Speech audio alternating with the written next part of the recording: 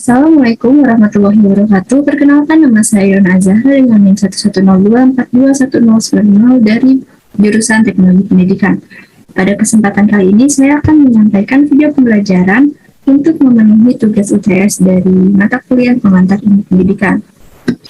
Pada kesempatan kali ini, saya akan membawakan materi pembelajaran, yaitu pembelajaran berdasarkan masalah atau problem-based learning. Pengertian dari problem-based learning adalah pembelajaran berbasis masalah adalah suatu hasil belajar yang didapatkan setelah adanya proses diskusi dan analisis mengenai suatu masalah.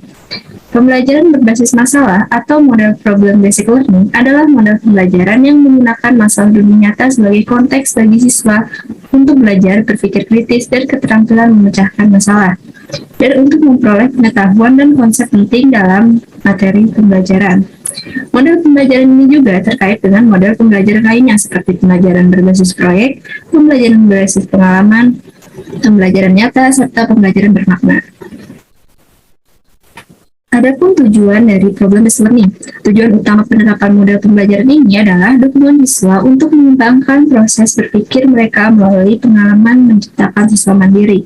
Ada 3 tujuan utama pembelajaran based learning. Yang pertama adalah pengembangan kemampuan untuk berpikir tentang siswa dan fungsi masalah. Yang kedua, siswa dewasa dengan imitasi. Dan yang terakhir, siswa menjadi lebih mandiri.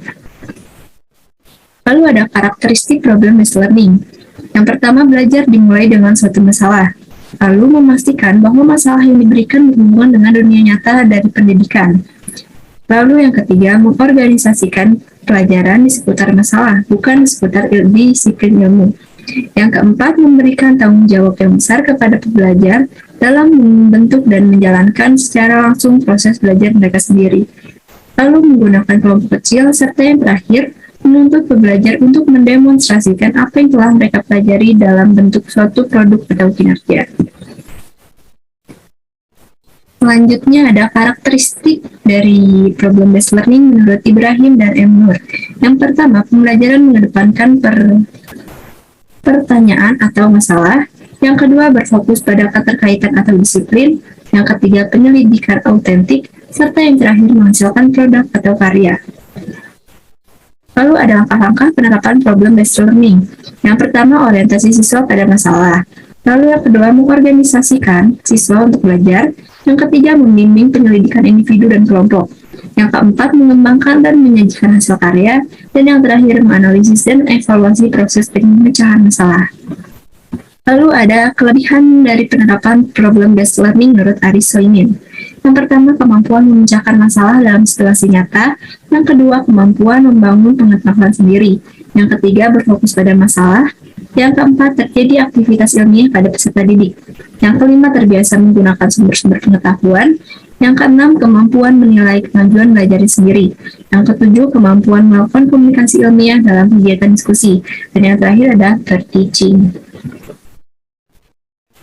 Lalu ada kekurangan dari problem-based learning menurut Aris Soimin. Yang pertama, tidak dapat diterapkan untuk setiap materi pembelajaran. Ada bagian di mana pendidik berperan aktif dalam menyajikan materi. Yang kedua, lebih cocok untuk pembelajaran yang menuntut kemampuan tertentu yang kaitannya dengan pemecahan masalah. Serta yang terakhir adalah dalam suatu kelas yang memiliki tingkat keragaman peserta didik yang tinggi, akan terjadi kesulitan dalam pembagian tugas. Baik, materi sudah disampaikan, dan pada kesempatan kali ini saya akan menyampaikan kesimpulan dari materi yang telah dipaparkan sebelumnya.